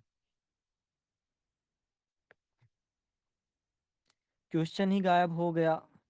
चल क्या चल रहा है? चल ये रहा है कि जो अनुशासन है, अनुशासन के क्या तत्व हैं और ये कैसे हमें सफलता तक पहुँचाती है? इस पे हम लोग बात कर रहे हैं। सर जी, जी। सर अगर मतलब वर्तमान में देखें तो सफलता जैसे मतलब वैसे प्राप्त किया जा सकता है जैसे मतलब फालतू चीज़ों पर ध्यान ना देकर अपनी मतलब अपने फालतू चीज़ों पर ध्यान नहीं देकर अपने मतलब जो काम का चीज़ है उस पर ध्यान देकर और जल्दी मतलब सफलता पाया जा सकता है। तो हुँ। बढ़िया मतलब अनुशासन में एक चीज़ शामिल मतलब अराजकता में एक चीज़ होती है डिस्ट्रैक्शन। अगर इंसान डिस्ट्रैक्ट हुआ वही है कि आप पहले सोच रहे हो कि पहले मैं ये कर लेता हूँ, अगले दिन सोच रहे हो ये कर लेता हूँ, अगले दिन सोच रहे हो कि ये सारी बातें छोड़ो मैं ये करता हूँ। और अगर आप चयन ही नहीं कर पाओगे कि किस चीज़ को प्राथमिकता देनी चाहिए, तो आप वास्तव में एक अराजकता की स्थिति में हो और अनुशासन के पास आप पहुँच नहीं पाओगे। तो ऐसा भी ठीक है, बढ़िया है पॉइंट। और कुछ? ये भी सर दिखाया जा सकता है कि जो हम लोग के जीवन जिस यूपीएससी से चल रही है क्लासेस, तो उसमें भी अराजकता को देखी जा सकती है, क्योंकि हुँ, हुँ। बोलिए, बोलिए। थोड़ी आवाज आ रही है सर बाद में। Okay, okay. हाँ, यूपीएससी का भी हम उदाहरण देख सकते हैं कि अगर हम अनुशासनहीन हो गए, तो वास्तव में सफलता का आधार हो नहीं पाएगा, क्योंकि एक जो मायने बन चुके हैं, वास्तव में यहाँ मायनों की भी बात कर सकते हैं, क्योंकि 1000 के अंदर आ जाना ही सफलता अगर है, तो भी समझ सकते हो। एक वैसा नहीं कह रहा कि इंसान अगर यूपीएससी में फेल हो गया, तो वो असफल हो गया। लेकिन फिर भी अगर देखो तो यूपीएससी में अगर जितने आधार तय किए गए हैं कि आपको प्री, मेंस, इंटरव्यू में सफल होना पड़ेगा, तब जाके आप उस चीज़ में सफल होगे। मतलब एक जो आधार बना है, वास्तव में वो आधार तय नहीं है। ये कहा ही नहीं जाएगा कि आप यूपीएससी में फेल हो गए, बल्कि ये कहा जाएगा कि आप यूपीएससी पास नहीं कर पाए। दोनों बातें अपने आप में अलग हैं, सोच सकते हो दोनों आधारों को। कि ये अगर दिमाग में सोच लेना कि हम इस चीज़ में फेल हो गए, तो वो हमें एक कुंठा भरे जीवन तक पहुँचा देगा। लेकिन ये सोचना कि हम पास नहीं हो पाए, कुछ और करेंगे उसमें पास हो जाएँगे, क्योंकि हर इंसान के लिए वो चीज़ें तय नहीं होती ना कि सफलता का आधार। जैसे यूपीएससी ने शायद 2023 में पूछा था, सभी भटकने वाले गुम नहीं होते। और अगर भटकना हम अनुशासनहीन मान लें, तो वास्तव में कह सकते हैं उथली बात है या फिर सिर्फ़ ऊपर की बात है। बढ़िया पॉइंट है। और कोई कुछ बताना चाहता है? Hello sir. जी, जी। जैसे ऐसे है कि अनुशासन का अर्थ सफलता है और अराजकता का जो अर्थ है वो विनाश होता है। तो इसमें सबसे पहले मतलब सर पहले हम ये बता देना चाहते हैं कि हमको उस तरह से बोलना नहीं आता है कि पहले आधार बोलना है फिर बॉडी ओके, ये सब ओके। कंक्लूजन। ठीक है, ठीक है। हाँ, तो हमको मतलब जितना हम समझ पाते हैं इसी को पढ़ के ही तो उतना हम बोलने का ट्राई कर रहे हैं, ठीक है। हुँ, हुँ। तो जैसे अनुशासन में तो सबसे पहले यहाँ पर ये हम समझने का प्रयास करेंगे कि अनुशासन का अर्थ क्या है? मतलब किसे हम अनुशासन बोलेंगे? तो किसी भी कार्य को नियम और संयम से करना। नियम का अर्थ है कि अगर हमारा काम है कि पढ़ाई करना, तो हम हर रोज़ एक नियम के तहत हम पढ़ाई करेंगे। ये नहीं कि मेरा मन किया हम आज पढ़ाई किए और कल मन किया तो नहीं किए। मन के ऊपर ना जाते हुए अपने आत्म इंद्रियों को जो है अपने मतलब उनको कंट्रोल करके एक नियम के तहत एक संयम बरतते हुए उस चीज़ को करना। चाहे वो जो है हम जैसे कि हमारे टीचर्स वगैरह सब भी हमें सिखाते हैं डिसिप्लिन कि तुम्हें जो होमवर्क दिया जाता है तुम उस चीज़ को पूरा करके आओ। एक एक मतलब ड्रेस अप होकर के आना है, इस तरह से बैठना है, बात करना है, बात करने की मतलब वो तहज़ीब सिखाते हैं इस तरह से। तो ये चीज़ें हमने समझ लिया कि अनुशासन का अर्थ क्या है कि नियम और संयम के साथ किसी भी कार्य को करना। अब यहाँ से समझते हैं कि अनुशासन भी जो है वो 2 प्रकार का होता है। एक होता है जो कि हम बाह्य अनुशासन जो कि हम किसी मतलब जैसे क्लास में करते हैं या फिर आर्मी वगैरह सब जो हम आर्मी के बारे में सुनते हैं कि वेल डिसिप्लिन वो होते हैं, उनके साथ जो है उनके बारे में सुनते हैं, वो चीज़ें। और एक होता है आत्म अनुशासन जो कि हम खुद के अंदर एक सेल्फ डिसिप्लिन बोला जाता है कि एक वो होता है और जो कि सबसे कठिन होता है। कि आत्म अनुशासन मतलब होता है कि अपने इंद्रियों पर अपने आप को कंट्रोल करना। जैसे आपको क्रोध है, लोभ, मोह, जलन कुछ भी हो रहा है तो उस चीज़ को अपने ऊपर हावी ना होने देने को जो है एक अनुशासन कहते हैं। कि अगर गुस्सा आ रहा है आपको, तो उस चीज़ को कंट्रोल करना, उसको नियम के तहत कि ठीक है, गुस्सा है, कोई बात नहीं, सब ठीक हो जाएगा। इस तरह से अपने आप को कंट्रोल करना, तो वो चीज़ एक बहुत, बहुत, बहुत अच्छी मतलब कला है जो कि हम सभी को सीखना चाहिए अपनी लाइफ में। जो है ये डिसिप्लिन। उसके बाद अब आते हैं कि जो है अनुशासन से क्या फ़ायदा मतलब कैसे वो हमें सफलता की ओर ले जाता है। जैसे अनुशासन के सबसे बड़े एग्जाम्पल तो हम सब जानते हैं कि महात्मा गांधी हो गए और उसके बाद जो है विराट कोहली है मतलब जितने भी लोग हैं आज हम सचिन तेंदुलकर के बारे में पढ़ते हैं जिनके भी अभी क्रिस्टियानो रोनाल्डो के बारे में पढ़ते हैं उन्होंने भी डिसिप्लिन को बहुत अच्छे से अपने पॉडकास्ट में भी हमने उनका पॉडकास्ट सुना है उन्होंने बताया था कि क्रिसमस डे ऐसा दिन था जिसने जो उस दिन भी वो डिसिप्लिन मतलब उनके अंदर इतना था कि उस दिन भी वो 4 घंटा प्रैक्टिस किए यानी कि केवल प्रैक्टिस करना नहीं है, प्रैक्टिस को भी वो डिसिप्लिन की तरह मतलब आज भी कर रहे हैं, कल भी कर रहे हैं, परसों भी, चाहे कुछ भी हो, कितना भी फेस्टिवल आए, कुछ भी आए। तो आज जब हम उसको एक नंबर 1 फुटबॉलर की तरह देखते हैं, रोनाल्डो को, तो वो ऐसे नहीं बन गए हैं। वो वही डिसिप्लिन, वही अनुशासन के तहत वो आज वहाँ पर पहुँचे हैं, उस शिखर पर पहुँचे हैं। और उनके बाद में जैसे विवेकानंद के अंदर जो आत्म अनुशासन इतना था कि उनके सामने एक शायद उनका एक आर्टिकल हम पढ़े थे मतलब कहीं पे जो है एक स्त्री जो है उसके सामने गई थी और बोली थी कि हम मतलब मुझे आपसे विवाह करना है इस तरह से। तो उन्होंने उसे अपनी माता की तरह मतलब बोला कि मैं आप मेरी माँ हैं, मैं आपका बच्चा हूँ, इस तरह से आप मतलब एक्सेप्ट कीजिए। मतलब कि इतना ज़्यादा आत्म अनुशासन होना, वो चीज़ें वो उन्होंने सीखा और वही चीज़ आज उसे एक महान इंसान बनाया। आज आज हम उन्हें एक महापुरुष की तरह देख रहे हैं। तो सेम वही चीज़ें अगर हम कहीं न कहीं अपनी लाइफ़ में प्रैक्टिस करें, तो हम भी एक मतलब एग्ज़ाम्पल सेट कर सकते हैं समाज में। ठीक है। अब आते हैं कि अराजकता पे। अराजकता क्या है और फिर उस वो चीज़ें कैसे बर्बाद करती है? अराजकता मतलब होता है कि शासन रहित यानी कि मतलब वो किसी नियम को नहीं मान रहा है, नियम से अपने आप को परे समझ रहा है। मतलब कई बार जैसे अराजकता में अगर उग्रवादी ना शामिल हो, तो शायद वो उतनी खतरनाक नहीं होगी। क्योंकि होता क्या है कि आप कोई भी कभी अराजकता होता है कि हम किसी सरकार के रूल को मतलब नहीं मानना चाह रहे हैं, ठीक है? तो ठीक है, वो चीज़ें उतनी खतरनाक नहीं होंगी अगर हम उसको उग्रवादी रूप ना दें। हम दंगा-फ़साद ये सब ना करें, बस अपने मानसिक तौर पर हम किसी के रूल को नहीं मान रहे हैं, ठीक है? शायद वो चीज़ें थोड़ी कम हानिकारक होगी। लेकिन जब अराजकता उग्रवादी का रूप ले लेता है, जैसे आप देखते हैं 1917 में जब ये इमरजेंसी लगा था, उसके बाद जो अराजकताएँ फैली थी, उसका एक बहुत ही खतरनाक परिणाम जो है हमें देखने को मिला था।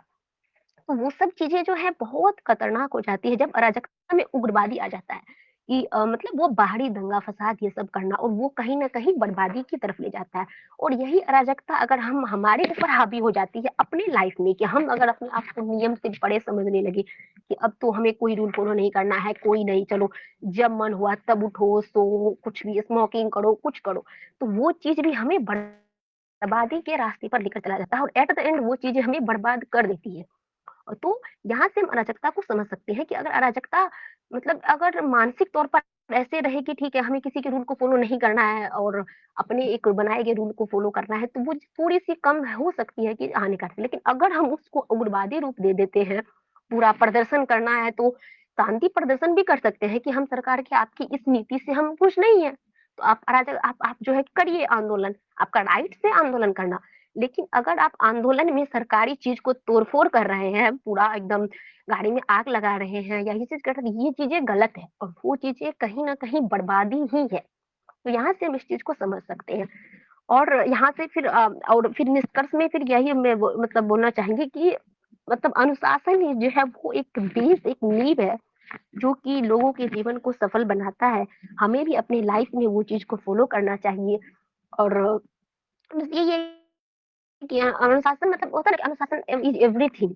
उसमें जैसे एक कोट्स भी था कि अनुशासन का पालन करना सदैव मतलब कड़वा होता है, सच में बहुत कठिन होता है। अभी भी जैसे सुबह 4 बजे उठना ऐसा लगता है कि रोना आ जाएगा कभी-कभी।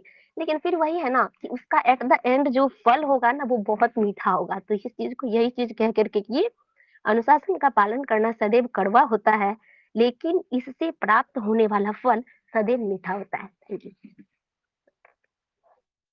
और कोई बोलना चाहता है?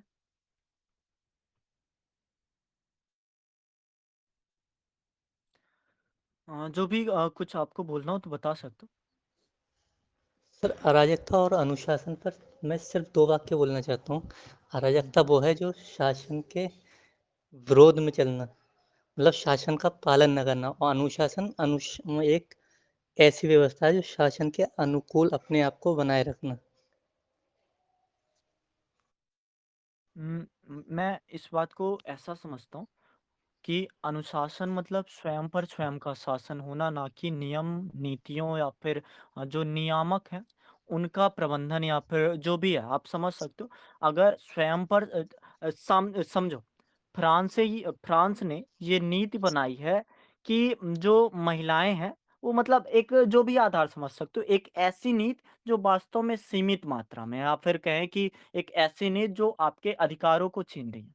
तो उसमें आपको रहने से अगर अनुशासन माना जा रहा है, सामने वाला हो सकता है आपको मानेगा, तो वास्तव में वो अनुशासित नहीं होगा। वो प्रशासित होगा कि मेरे राज्य में आप मेरे नियमों कानूनों से चल रहे हो। अनुशासित का मतलब ठीक है, उनके नियमों के आधार पर आप चलोगे तो ही सफलता का आधार ज़्यादा बेहतर हो सकता है। लेकिन अगर वो नियम कानून ऐसे हैं जो आपको उस कह सकते हैं आउट ऑफ द बॉक्स नहीं सोचने दे रहे हैं, या फिर आपकी जिज्ञासा की जो कतार है उस जिज्ञासा की कतार में ही नहीं लगने दे रहे हैं, तो वास्तव में अनुशासन नहीं है, वास्तव में वो प्रशासन है जिसमें आप ढल चुके हो और उसी बात को मानते हो कि अगर मैं सरकार के नियमों कानूनों का पालन करना चाहूँगा या फिर पालन करूँगा, तो ही अनुशासन। और वास्तव में ठीक भी है, संविधान जैसे हमारा भारतीय संविधान है, इसके नियम कानून इतने बेकायदे तरीके से लिखे गए हैं कि इसमें कह सकते हैं अगर इसका हम पालन करें तो हम अनुशासित रह सकते हैं। दोनों एक दूसरे के जी, पूरक भी हो सकते हैं।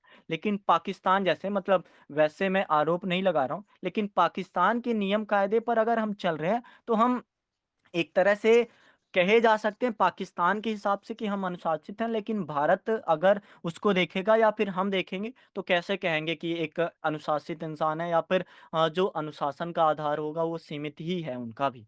तो वो सीमितता ही नहीं है। अनुशासन मतलब अपने एक जो समझ रहे हो, किस चीज़ को प्राथमिकता देनी चाहिए, कौन-सी चीज़ें हमें बेहतर तरीके से किस चीज़ पर फ़ोकस करना चाहिए, दृढ़ विश्वास की जो एक आवश्यकता हो, या फिर अहंकार का ना होना हो, या फिर असफल होने से ना डरना हो, या फिर प्लान भी हो, एक्शन भी हो, तब जाके सक्सेस वाली चीज़ें आएँगी, तब जाके अनुशासन का आधार जैसे आपने पूछा ना कैसे? अपनी जिज्ञासा की असीमितता, अगर समाज अक्सर मानता है कि असीमितता मतलब अराजकता, और मैं नहीं चाह एक आप देखते होंगे बहुत लोग यही बोलते हैं, अपने विचारों को उड़ने दो, एक कटी पतंग बना दो। और कटी पतंग यही है कि उसकी एक सीमितता तय नहीं, असीमितता। और वहां तक अगर विचार उड़ पाए, जिज्ञासा उड़ पाई, तो वास्तव में वो सफलता का आधार ही बनेगी। अब चाहे आप कोई सा भी उदाहरण ले लो, ऐसे जिन्होंने ऑनलाइन या फिर अभी जो वर्तमान समय में क्या चल रहा है, ऑनलाइन ऑर्डर हो रहा है, तो इस ऑर्डर का होना क्या कोई सोच सकता था? अभी लोग ये भी सोच रहे हैं कि ड्रोन से ऑर्डर हो, लेकिन भारत के संदर्भ में थोड़ा ये कमज़ोर हो रहा है, क्योंकि अभी भी ऐसी बस्तियाँ हैं, लेकिन जो विदेश है, या फिर अभी मैंने एक दिन रील्स में ये देखा कि आप ऑर्डर कर सकते हो सनलाइट, और कोई मतलब ऐसा सोच नहीं सकता, सनलाइट मतलब एक सैटेलाइट से आप सूर्य का प्रकाश आपके घर में डायरेक्ट परावर्तन कराया जाएगा। तो ऐसी भी चीज़ें हैं, और ये आउट ऑफ द बॉक्स की अंत मतलब एक तरह से छेड़ना गलत है या फिर बदलना गलत है। लेकिन फिर भी अगर आपको लगता है कि चीज़ें अगर हम अपनी जिज्ञासा को सीमित कर लेंगे, तो अनुशासित हो जाएँगे, तो सफल हो जाएँगे, तो भी मुझे लगता है कि उस सफलता का आधार भी सीमित होगा। जैसे आप सोच सकते हो ठीक है, मैं एक शिक्षा व्यवस्था अपनी जो शिक्षा प्रणाली है ना, इससे बताते हैं कैसे। अपनी शिक्षा व्यवस्था बताती है कि 12वीं तक पढ़ो, फिर उसके बाद एक कॉलेज करो, कोई डिग्री ले लो, फिर उसके बाद कौन-सी सामान्य सी जैसे इंजीनियरिंग की नौकरी हो गई, या फिर कोई नौकरी होगी, या फिर आप पीछे थोड़ा चले जाओ, मैकाले की व्यवस्था। मैकाले सिर्फ़ इसलिए शिक्षित करता था क्योंकि आप शिक्षित हो जाओगे तो आप हमारी अंग्रेजी समझने लगोगे, और हमें आपको मज़दूर बनाने में थोड़ी और आसानी हो जाएगी। और वही आधार क्या वास्तव में उनके लिए अगर हम अनुशासित हो गए, या फिर कहें कि उनके लिए अगर हम प्रशासित हो गए, तो क्या हम अनुशासित हो पाए? तो वही सारी बातें, इसको आप ऐसे सोच सकते हो। अ, आप सर मतलब एक जी, जी। ये इस क्वेश्चन से हट के मैं पूछ रहा हूँ, हुँ, हुँ। ये धर्मनिरपेक्ष और पंथनिरपेक्ष में अंतर क्या होता है? 1 सेकंड, अभी रिकॉर्डिंग बंद हो जाएगी तो फिर बातें करते हैं इस पे। और कुछ आप लोगों को बोलना है? या फिर हो गया? जैसे मैं पढ़ देता हूँ एक बार क्या-क्या आधार पर, जैसे सर ने क्वेश्चन लिखा ना, इन क्वेश्चन के आधार पर हमारा एक पूरा संदर्भ बनेगा। अनुशासन का सच्चा अर्थ क्या है? क्या यह नियम जैसे अभी बता ही रहा था, क्या यह केवल नियमों का पालन करना है, या इसमें कुछ और भी शामिल है? बढ़िया। अनुशासन और स्वतंत्रता के बीच क्या संबंध है? क्या इन दोनों को एक साथ रखना संभव है? अनुशासन कैसे विकसित किया जा सकता है? क्या एक जन्मजात गुण है, या इसे सीखा जा सकता है? अनुशासन का हमारे जीवन में विभिन्न पहलुओं पर क्या प्रभाव पड़ सकता है? उदाहरण शिक्षा, करियर, रिश्ते, संबंध, सलाह, या फिर एक इंसान बनने में, या फिर अपने जीवन जीने में। अनुशासन का अत्यधिक पालन करने के लिए क्या नकारात्मक परिणाम हो सकते हैं? मतलब अनुशासन का अति हो जाना वास्तव में क्या अनुशासन होगा या परिशासन होगा? ये सवाल यहाँ तक हमें पहुँचा रहा है। जैसे आप अगर कुएँ के मेंढक हो गए, या फिर जैसे वो वाली चीज़ होती है ना कि आप किताबी कीड़ा हो गए, और अगर किताबी कीड़ा हो गए तो वैसी वाली बातें आएँगी ही नहीं आपके दिमाग में कि आप किताबों से बाहर निकलो, पहाड़ों में घूमकर देखो। और अगर पहाड़ों में घूमकर नहीं देखा या फिर जगह पे कहीं गए नहीं, तो वास्तव में आप सिर्फ़ किताब के लिए अनुशासित हो या फिर एक छोटे समुदाय के लिए अनुशासित हो। वो आपके नकारात्मक परिणाम डालेंगी।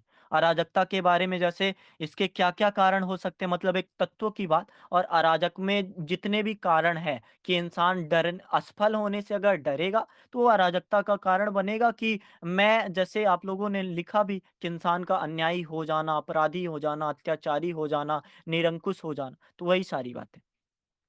अराजकता को कैसे रोका जा सकता है? अराजकता और क्रांति में क्या अंतर है? अनुशासन और अराजकता के बीच संबंध क्या है? अनुशासन, अराजकता के बीच क्या संतुलन होना चाहिए? एक तरह से अराजक जिज्ञासाओं में अराजक होना कोई गलत बात नहीं। लेकिन एक तरह से जैसे बातों में अगर आप अराजक हो गए, निरंकुश हो गए या फिर अपने कार्यों में निरंकुश हो गए कि बार-बार वही कर रहे हो। जैसे एक सामान्य सा उदाहरण देखो ना, कि बार-बार कोई चुटकुला भी है ना, वो भी बोलोगे तो सामने वाले को पसंद नहीं आने वाला है। तो इंसान का ऐसा हो जाना दिक्कत करेगा ही। किसी स्थिति में अनुशासन की आवश्यकता होती है और किस स्थिति में थोड़ी अराजकता स्वीकार्य होती है। इतिहास में अनुशासन और अराजकता के उदाहरण, तो आप इतिहास के उदाहरण चाहे अब्राहम लिंकन हो गए, माइकल जॉर्डन हो गए, गांधी जी अपने हैं ही, अल्बर्ट आइंस्टाइन हो गए, रोनाल्डो हो गए, विराट कोहली हो गए, या फिर आपको जैसे ली डी फॉरेस्ट का एग्जाम्पल देखना है, राइट ब्रदर्स का एग्जाम्पल देखना है, वॉल्ट डिज्नी का एग्जाम्पल देखना है, सुकरात के एग्जाम्पल देखना है, या फिर इट्स मी वर्सेस मी का एग्जाम्पल देखना है। सारे एग्जाम्पल को आप प्रस्तुत कर सकते हो। तकनीक ने अनुशासन और अराजकता को कैसे प्रभावित किया? अनुशासन और अराजकता के बारे में विभिन्न संस्कृतियों के दृष्टिकोण क्या है? और लास्टली जो हमारा निष्कर्ष होगा कि अगर हम अनुशासित हुए तो हम सफल होंगे, अगर हम अराजक हुए तो हम विफल होंगे। और आपने पूरा दायरा समझा दिया है कि अराजक मतलब क्या, विफलता मतलब क्या, सफलता के आयाम कितने अधिक दूर तक और विफलता के आयाम कितने अधिक दूर तक। उसके बाद एक अच्छा सा आप खुद का विचार या फिर कोई ऐसा कोटेशन कि हर जो सफलता की कहानी है, महान असफलताओं की भी कहानी है। तो अराजक हो जाना वास्तव में आपको असफल बना देगा। जैसे एक वैसी विचारधारा है ना, मन के हारे हार है, मन के जीते जीत। तो वही वाली बातें आप सोच सकते हो। अटक गया क्या मेरा वॉइस? कुछ अलग करने के लिए आपको अनुशासन तोड़ना पड़ेगा, लेकिन अनुशासन तोड़ने के लिए आपको अनुशासन अच्छे से सीखना पड़ेगा। बढ़िया। बच्चों को जीवन में अनुशासित होने के लिए अ, हिस्से के एक रूप में हर चीज के लिए जल्दी तैयार होने, समय पर जागने और स्वच्छता की आदतों का गुण सिखाए जाते हैं। ऐसा कहा जाता है कि अनुशासन के बिना सेना भीड़ से ज्यादा कुछ नहीं है। यह बात सच हो नहीं सकती। खेलों में भी अनुशासन का बहुत महत्व है, क्योंकि निर्धारित नियम, ठीक है। और इसके अलावा भी जैसे हमारे पिछले टॉपिक हमने क्या किए थे कि बच्चों की जो भूल है, एक वो किया था ना कि बचपन की भूल, तो भूल करने देना वास्तव में अनुशासनहीन होना नहीं है। लेकिन वो भूल सुधार के लिए आगे ना बढ़े, ये वास्तव में अनुशासनहीन होना है। अनुशासन की क्या-क्या सीमाएँ हो सकती हैं? अनुशासन की क्या-क्या सीमाएँ हो सकती हैं, आप बताना चाहोगे? जी सर, मैं पूछ रहा हूँ। मुझे ऐसा लगता है अनुशासन की सीमाएँ तभी सामने आएँगी जब एक अनुशासन प्रशासन के आधार पर तय होगा। जैसे अक्सर होता है ना कि ये नियम फ़ॉलो नहीं करोगे तो आपको अनुशासनहीन माना जाएगा, और हो सकता है वो नियम एक बेहतर तरीके से सामने आए हों, तो उनको फ़ॉलो करना आपको कभी-कभी सर अनुशासन ऐसा के होता है ना, करीब ले जैसे जाए। कोई इतना हुँ। ज़्यादा एक अनुशासन में रहता है कि अपने आप को कैद में महसूस करने लगे। हाँ, तो ये एक सीमाएँ जैसे इन्होंने बताया ना, ये वाला आप पढ़ो कि कहाँ गया? 1 सेकंड। यही जैसे नियम कानून बच्चों के लिए दायरे सेट होते हैं, तो उन दायरों में आप उनके विचारों को प्रतिबंधित ना करो या फिर उनके विचारों को खुलने से अगर रोक रहे हो तो वास्तव में वो संकुचन ही है। और अगर अक्सर जैसे आप बोल रहे हो कि अति अनुशासन हो जाना वास्तव में अनुशासन की सीमा का पार ही होता है, कि आप 5 बजे तो 5 बजे, जैसे अभी ये वाला एड चल रहा है, 5 मिनट और, तो वो 5 मिनट और यही बता रहा है कि 5 मिनट चले जाने से या फिर 5 मिनट खेल लेने से इंसान अनुशासनहीन नहीं हो जाएगा और इंसान विफल नहीं हो जाएगा। तो उन सीमाओं को पार करना वास्तव में ऐसा ही है कि आप अनुशासन नहीं बल्कि एक अराजक हो गए। अराजक कैसे? कि आप अनुशासन को भी एक बंधन बना रहे हो। अनुशासन का मतलब तो वो हो जाना चाहिए ना एक लोकतंत्र की तरह कि लोकतंत्र में जैसे सब जनता का विचार या फिर जनता का जनता के लिए शासन वाला भाव। तो अगर आपका स्वयं पर शासन है ही नहीं, तो वास्तव में आप अनुशासित नहीं बल्कि प्रशासित हो या फिर कह सकते हैं पराधीन हो। ऐसा मुझे लगता है। इतना अब इसको अभी पढ़ूँ या फिर कल पढ़ता हूँ? क्या लिखा है? फिर से पढ़ता हूँ मैं। एक राष्ट्र का निर्माण चट्टानों तथा ट्रीज से नहीं किया जा सकता वरन उसके नागरिकों के अनुशासित रहने से निर्मित किया जा सकता है। बढ़िया। जब उग्रवादी समूह देश पर कब्जा कर लेते हैं तो अराजकता की स्थिति पैदा हो जाती है, जैसा कि हमने इराक, अफगानिस्तान, सूडान के मामले में देखा है। अराजकता के परिणाम स्वरूप व्यक्ति या समूह और उसके आसपास के सभी तत्व बर्बाद हो जाते हैं। बढ़िया। जो लोग अराजकता पैदा करते हैं या अराजकता की स्थितियों में रहते हैं, वे कुछ समय के लिए दुनिया के शीर्ष पर महसूस कर सकते हैं, लेकिन अंततः वे जीवन में बर्बाद हो जाते हैं। ऐसे कई देश हैं जिन्होंने वर्षों तक कठोर अनुशासन का फल देखा है, जिसके परिणामस्वरूप वो विकसित अर्थव्यवस्थाएँ बन गए। और इसमें जैसे अभी सर ने पूछा ना, तो वही चीज़। और कुछ देश हमने ऐसे भी देखे हैं जो अति अनुशासन के कारण बर्बाद होते भी हुए भी दिखे हैं, या फिर अराजक में जैसे आप श्रीलंका को देख सकते हो, एक तरह से सामने तो है ही। अनुशासन वह नींव है जिस पर लोगों का अपना जीवन बनाना चाहिए, क्योंकि किसी अन्य विशेषता में लोगों के जीवन को बदलने की शक्ति अनुशासन से अधिक नहीं है। व्यक्तिगत, व्यावसायिक या जीवन कि किसी भी अन्य क्षेत्र में अनुशासन बहुत महत्वपूर्ण है और इसे एक बाध्यकारी आदत के रूप में नहीं समझना चाहिए, जिसे आदत को व्यक्ति अपनाना ही चाहिए। बढ़िया। ऐसी बातें आप समझ सकते हो और एक निष्कर्ष ऐसे ही खत्म कर सकते हो।